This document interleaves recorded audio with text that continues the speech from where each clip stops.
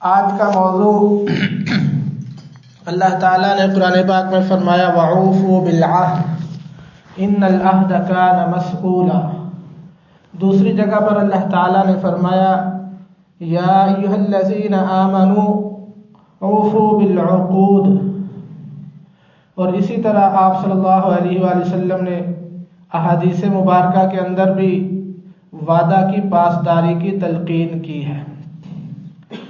تو اسی موضوع پر چند باتیں عرض کرنا چاہ رہا ہوں کہ ہمارے معاشرے کے اندر جہاں دیگر برائیاں پائی جاتی ہیں وہاں پر وعدہ خلافی والی برائی بھی بہت عام ہے۔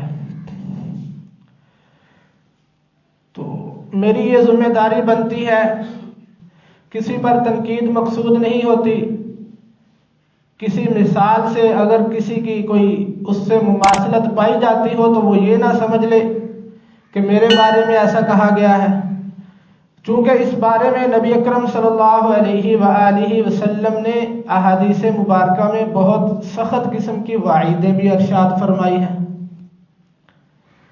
اب وعدہ کیا ہوتا ہے پہلے ہم اس کو جان لیتے ہیں، پھر نبی اکرم صلی اللہ علیہ وآلہ وسلم کی احادیث مبارکہ کی روشنی میں اپنے آپ کو ٹٹول لیتے ہیں، اب اپنے گریبان کے اندر جھانک لیتے ہیں۔ تو یاد رکھیں کہ ہمارے معاشرے کے اندر 4 الفاظ اس وعدے کے لیے پائے جاتے ہیں، بولے جاتے ہیں، رائج ہیں۔ نمبر 1 ہوتا ہے عقد، دوسرا ہوتا ہے عہد، تیسرا لفظ جو بولا جاتا ہے وہ وعدہ ہے، اور چوتھا لفظ جو بولا جاتا ہے وہ معاہدہ ہے۔ یہ چاروں الفاظ ملتے جلتے ہیں، پہلے کا معنی یہ ہے، تھوڑا سا مختلف ہے، وہ یہ ہے کہ عقد میں دونوں طرف سے ایک دوسرے کے ساتھ وعدہ کیا جاتا ہے، ایگریمنٹ کیا جاتا ہے، معاہدہ کیا جاتا ہے، جو کہ جانبین کی طرف سے ہوتا ہے، دونوں گھروں کی طرف سے ہوتا ہے، دونوں پارٹیوں کی طرف سے ہوتا ہے، دونوں افراد کی طرف سے ہوتا ہے، اس کو ہم عقد کہتے ہیں۔ اسی وجہ سے نکاح کو بھی عقد کہا جاتا ہے۔ اور اس کے بعد عہد جو ہوتا ہے وہ جانبین کی طرف سے نہیں ہوتا، بلکہ ایک شخص اپنے دل کا ارادہ کرتا ہے، عہد کرتا ہے کہ میں نے یہ مصمم پکا ارادہ کر لیا ہے کہ میں آئندہ سے گناہ نہیں کروں گا، میں آئندہ سے فلاں مجلس میں نہیں جاؤں گا، میں آئندہ سے آپ کو دکھ نہیں پہنچاؤں گا، میں آئندہ اس کام کو پورا کروں گا۔ وہ ایک طرف سے ہوتا ہے، دونوں طرف سے نہیں ہوتا، اس کو کہتے ہیں عہد۔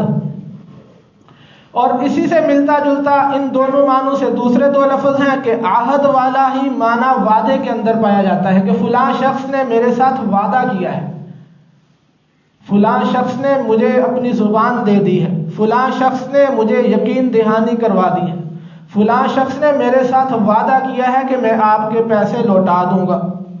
یہ وعدے کا لفظ جو ہوتا ہے یہ بھی ایک طرف سے ہوتا ہے۔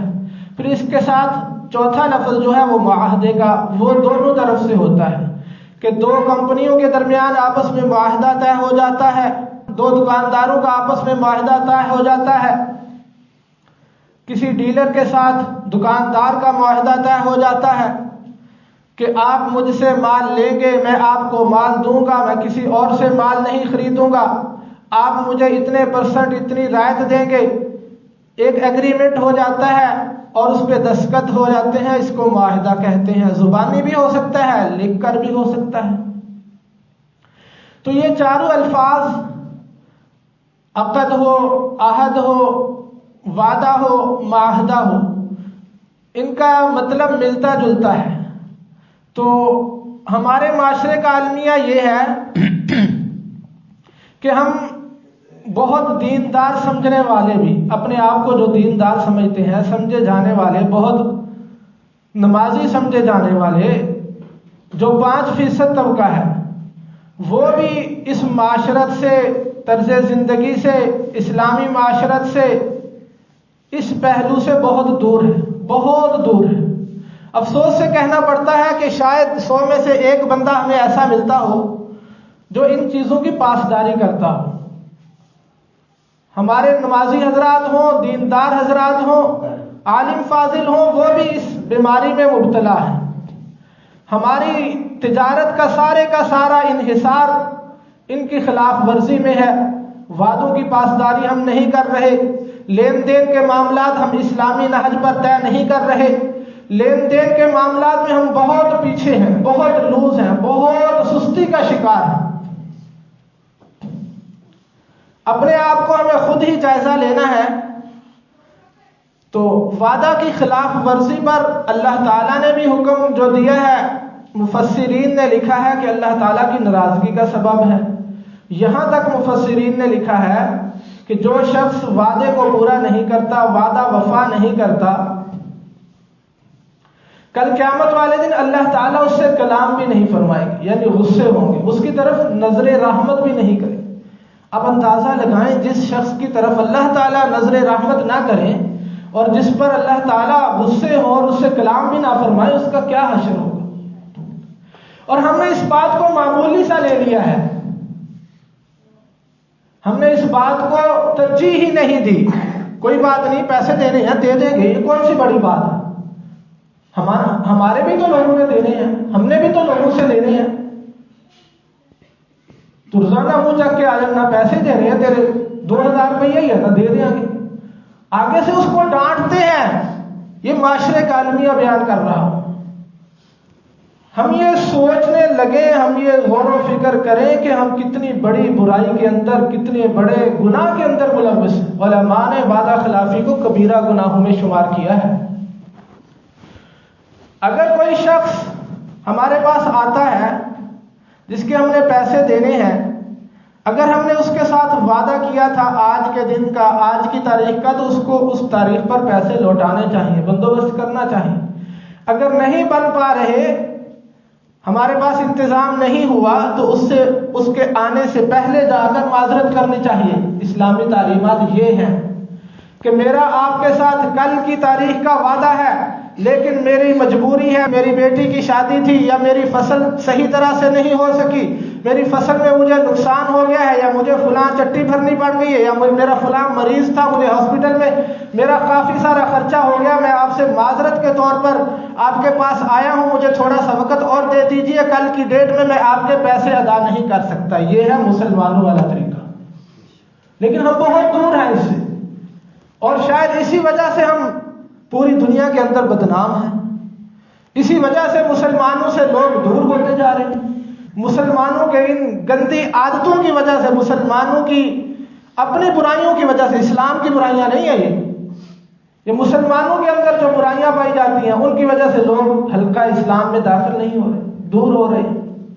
نبی اکرم صلی اللہ علیہ وآلہ وسلم کے اخلاق ہی تو تھے جنہوں نے پوری دنیا کو زیر و زبر کر دیا تھا، جنہوں نے پوری دنیا کو موم کر دیا تھا، جنہوں نے صحابہ اکرام کو، جو کہ پہلے قاتل بھی تھے، جو کہ پہلے ایک بد تہذیبی والی زندگی گزار رہے تھے، اللہ تعالیٰ کے پیارے نبی صلی اللہ علیہ وآلہ وسلم کے اخلاق سے متاثر ہو کر جو خود نہ تھے راہبر اوروں کے ہادی بن گئے، وہ دوسروں کے رہبر اور رہنما بن گئے۔ تو میرے بھائیوں، دوستوں، بزرگوں، آپ کی توجہ اس طرف دلانا چاہ رہا ہوں کہ اگر ہم وعدے کی پاسداری نہیں کر رہے تو ہم اپنے آپ کو ٹٹولیں کہ ہم ایک کبیرہ گناہ کے اندر ملوث ہیں اور ہم بہت بڑا جرم کر رہے ہیں۔ دوسرے کو تکلیف دینے والا جرم تو علیحدہ سے ہے، اللہ تعالیٰ کے ساتھ بھی جو ہم نے وعدہ کیا تھا اس کو بھی پورا نہیں کر رہے۔ وعدے کے اندر یہ ساری چیزیں داخل ہیں، وہ کسی آدمی کے ساتھ وعدہ ہو، یا اپنے رب کے ساتھ وعدہ ہو، یا اپنے رسول کے ساتھ وعدہ ہو، یا اسلام کے ساتھ وعدہ ہو، یا قرآن کے ساتھ وعدہ ہو، کسی کے بھی ساتھ وعدہ ہو، وعدے کو وفا کرنا ہوتا ہے، وعدے کو پورا کرنا ہوتا ہے۔ اللہ تعالیٰ نے قرآن پاک میں فرمایا وَأَوْفُوا بِالْعَهْدِ إِنَّ الْعَهْدَ كَانَ مَسْئُولًا، وعدے کو وفا کرو، وعدے کو پورا کرو، کل تمہارے سے اس وعدے کے بارے میں پوچھا جائے گا کہ آپ نے پورا کیا ہے کہ نہیں کیا۔ اور اسی طرح اللہ تعالیٰ نے یا ایھا الذین آمنوا اوفوا بالعقود کہا، یا ایھا الذین آمنوا لم تقولون ما لا تفعلون کہا اللہ تعالیٰ کہ اے ایمان والو، یا ایھا الذین آمنوا، اللہ تعالیٰ ایمان والوں سے مخاطب ہیں، جو ایمان لا چکے ہیں ان سے مخاطب ہیں۔ یا ایھا الذین آمنوا لم تقولون، تم وہ بات کیوں کرتے ہو جس کو تم پورا نہیں کرتے، تم ایسی بات کیوں کرتے ہو جس کو تم پورا نہیں کر سکتے۔ ہمیں یہ سوچنا ہے کہ ہم کس نہج پر چل رہے ہیں، کس ڈگر پر جا رہے ہیں۔ نبی اکرم صلی اللہ علیہ وآلہ وسلم کی زندگی ہمارے لیے مشعل راہ ہے کہ آپ صلی اللہ علیہ وآلہ وسلم سے ایک شخص نے وعدہ کیا کسی معاملے کے بارے میں، کسی بارے میں، آپ صلی اللہ علیہ وآلہ وسلم کو کہہ کے گیا کہ آپ یہاں ٹھہرے، میں آتا ہوں۔ حدیث میں ہے، اور حدیث میں الفاظ آتے ہیں کہ سلاس، حدیث میں الفاظ آتے ہیں سلاس۔ سلاس سے علماء نے اور مفسرین نے، محدثین نے جو معنی مراد لیا ہے وہ 3 دن کا لیا ہے۔ نبی اکرم صلی اللہ علیہ وآلہ وسلم، احمد مجتبی محمد مصطفیٰ صلی اللہ علیہ وسلم 3 دن تک اس شخص کے انتظار میں وہیں کھڑے رہے۔ وہ 3 دن کے بعد آیا، اس نے آ کر معذرت کی کہ میں بھول گیا تھا، جو بھی تھا اس کا اپنا اس نے عذر پیش کیا۔ اور ہمارے ہاں کیا چلتا ہے، کسی کے پیسے دینے ہوں یا لینے ہوں، جس نے لینے ہو بیچارہ چکر لگا لگا کے تھک جاتا ہے، ہم کہتے ہیں صبح آنا، شام کو آنا، کل آنا، پرسوں آنا۔ ارے بھائی خود سوچو کہ ہم اس کو تکلیف بھی دے رہے ہیں اور وعدہ خلافی بھی کر رہے ہیں، اللہ کے حکم کو بھی پورا نہیں کر رہے اور رسول اللہ صلی اللہ علیہ وسلم کی بھی مخالفت کر رہے ہیں، اسلام کی بھی مخالفت کر رہے ہیں۔ جب ہم اسلام کے اندر داخل ہو گئے تو ہمیں اسلام کے تمام احکامات کو ماننا ہوگا۔ ہم نے جو اللہ تعالیٰ سے وعدہ کیا تھا الستو بربکم، اللہ تعالیٰ نے ہماری روحوں کو جمع کر کے ایک سوال کیا تھا کہ میں تمہارا رب ہوں کہ نہیں ہوں۔ اس وقت ہم نے جواب دیا تھا قالوا بلا، بے شک آپ ہمارے رب ہیں۔ ہم نے اقرار کیا تھا کہ یا اللہ ہم تیری بندگی کریں گے، ہم نے اقرار کیا تھا اللہ تعالیٰ سے بھی۔ آج ہم اپنے آپ کو دیکھیں، کیا ہم اللہ تعالیٰ کی بندگی میں پورے اتر رہے ہیں؟ ہم نماز پڑھ کے سمجھتے ہیں کہ شاید ہم نے بہت بڑا تیر مار لیا ہے۔ ہمارا طرز زندگی مسلمانوں والا نہیں ہے، افسوس سے کہنا پڑ رہا ہے۔ ہمارے معاملات مسلمانوں والے نہیں ہیں۔ 8 دن کے بعد ہم مسجد میں آ جاتے ہیں، سر پر ٹوپی رکھ کر نہا دھو کے آ جاتے ہیں اور جمعے کی نماز پڑھ کے چلے جاتے ہیں۔ ہم سمجھتے ہیں شاید ہم نے بہت بڑا تیر مار لیا، ہم سے بڑا نمازی اور پرہیزگار کوئی نہیں ہے۔ ہم ذرا سوچو تو صحیح، 8 دن میں ہم نے کتنے گھپلے کیے ہیں، 8 دن میں ہم نے کتنی وعدہ خلافیاں کی ہیں، 8 دن میں ہم نے ہمسائے کو کتنی تکلیف پہنچائی ہے، 8 دن میں ہم نے کتنا فراڈ کیا ہے، 8 دن میں ہم نے کتنے دھوکے دیے ہیں، 8 دن میں ہم نے کتنے جھوٹ بولے۔ ہم سوچے تو صحیح، ذرا اپنے آپ کا جائزہ تو لیں۔ 8 دن کے بعد ہم سمجھتے ہیں کہ شاید جمعہ پڑھ لینے سے ہمارے سارے گناہ معاف ہو جائیں گے۔ یہ حقوق العباد جو ہیں یہ کبھی بھی معاف نہیں ہوں گے جب تک ہم اس سے اپنا حق معاف نہیں کروائیں گے یا ادا نہیں کریں گے، اس سے معافی نہیں مانگیں گے۔ اور پھر اللہ تعالیٰ کی رحمت کریمی ہے، اللہ تعالیٰ نے دنیا کا نظام ایسا بنایا ہے کہ اللہ تعالیٰ ہمیں چھوٹ دیتے ہیں، ڈھیل دیتے ہیں۔ ہم وعدہ خلافی کرتے ہیں، دھوکہ دیتے ہیں، جھوٹ بولتے ہیں، بدکاری کرتے ہیں، جو بھی کرتے ہیں، اللہ تعالیٰ اسی وقت نہیں پکڑتے، اللہ تعالیٰ ڈھیل دیتے ہیں، دیکھتے ہیں۔ اور اللہ تعالیٰ ہم سے اپنی نعمتیں بھی نہیں چھینتے، ہم اللہ تعالیٰ کی دی ہوئی نعمتوں کا روزانہ فائدہ اٹھاتے ہیں۔ اللہ تعالیٰ نے یہ جو ہمارے سانس کے چلنے کی نعمت بنائی ہے کہ دن میں ہم سینکڑوں نہیں ہزاروں دفعہ سانس آکسیجن اندر لے جاتے ہیں، باہر لے آتے ہیں، اللہ تعالیٰ کا دیا ہوا رزق کھاتے ہیں، اللہ تعالیٰ کا دیا ہوا پانی پیتے ہیں، اللہ تعالیٰ کی دی ہوئی صحت سے فائدہ اٹھاتے ہیں، اللہ تعالیٰ کے سورج سے روشنی سے فائدہ اٹھاتے ہیں، اللہ تعالیٰ کی رات سے فائدہ اٹھاتے ہیں، اللہ تعالیٰ کے دن سے فائدہ اٹھاتے ہیں، اللہ تعالیٰ کی زمین پر چلتے ہیں، اللہ تعالیٰ کے موسموں سے فائدہ اٹھاتے ہیں، اللہ تعالیٰ کے دیے ہوئے رزق سے کھاتے ہیں، اللہ تعالیٰ کے دیے ہوئے پھلوں سے فائدہ اٹھاتے ہیں۔ یہ ساری کائنات کا نظام اللہ تعالیٰ نے انسان کی خدمت کے لیے لگا دیا اور انسان کو اللہ تعالیٰ نے اپنی بندگی کے لیے پیدا کیا۔ ہم کبھی سوچے تو صحیح، ہم اپنے وعدے کو پورا کر رہے ہیں، اپنے اگریمنٹ کو پورا کر رہے ہیں جو اللہ تعالیٰ سے ہم نے کیا تھا؟ غور و فکر کرنے کی ضرورت ہے۔ آخری حدیث سنا کر بات ختم کرتا ہوں۔ نبی اکرم صلی اللہ علیہ وآلہ وسلم نے فرمایا، یہ حدیث متفق علیہ ہے۔ متفق علیہ وہ حدیث ہوتی ہے جو بخاری کے اندر بھی اور مسلم کے اندر بھی، اور ہم نے یہ حدیث زاد الطالبین کے اندر پڑھی تھی آج سے تقریباً 20 سال پہلے۔ یہ دوسرے درجے کے اندر ایک حدیث کی چھوٹی سی کتاب ہے، درس نظامی کے اندر پڑھائی جاتی ہے۔ آپ صلی اللہ علیہ وآلہ وسلم نے فرمایا ذرا ہم ٹٹولیں، دیکھیں اپنے گریبانوں کے اندر جھانکیں. میں کسی پر فتویٰ نہیں لگا رہا، کسی کو منافق نہیں کہہ رہا، نبی اکرم صلی اللہ علیہ وسلم کی حدیث سنا رہا ہوں. نبی اکرم صلی اللہ علیہ وآلہ وسلم کی زبان سے جو نکلتا ہے وہ حق ہے، سچ ہے. وما ينطق عن الهوى ان هو الا وحی یوحى. اللہ تعالیٰ نے فرما دیا قرآن پاک میں کہ نبی اکرم صلی اللہ علیہ وآلہ وسلم کی زبان سے حق کے علاوہ کچھ نہیں نکل سکتا. اور ہمارا یہ ایمان ہے، عقیدہ ہے کہ آپ صلی اللہ علیہ وسلم نے جو فرما دیا، جو خبریں دے دی، جو بتا دیا، جو حدیث ہے وہ حق ہے، سچ ہے. دنیا کا نظام تو آگے پیچھے ہو سکتا ہے، دنیا کا نظام تو ٹوٹ پھوٹ کا شکار ہو سکتا ہے، سورج تو رات کو طلوع ہو سکتا ہے یا مشرق کی بجائے مغرب میں سے طلوع ہو سکتا ہے، لیکن نبی اکرم صلی اللہ علیہ وسلم نے جو فرما دیا وہ غلط نہیں ہو سکتا. آپ صلی اللہ علیہ وسلم نے فرمایا کہ منافق کی 3 نشانیاں ہیں. آپ صلی اللہ علیہ وسلم نے فرمایا منافق کی 3 نشانیاں ہیں کہ جب وہ بات کرتا ہے تو جھوٹ بولتا ہے، جب وہ وعدہ کرتا ہے تو وعدے کی پاسداری نہیں کرتا، وعدے کو پورا نہیں کرتا، اور جب اس کے پاس امانت رکھوائی جائے تو وہ خیانت کرتا ہے. بخاری اور مسلم کی حدیث.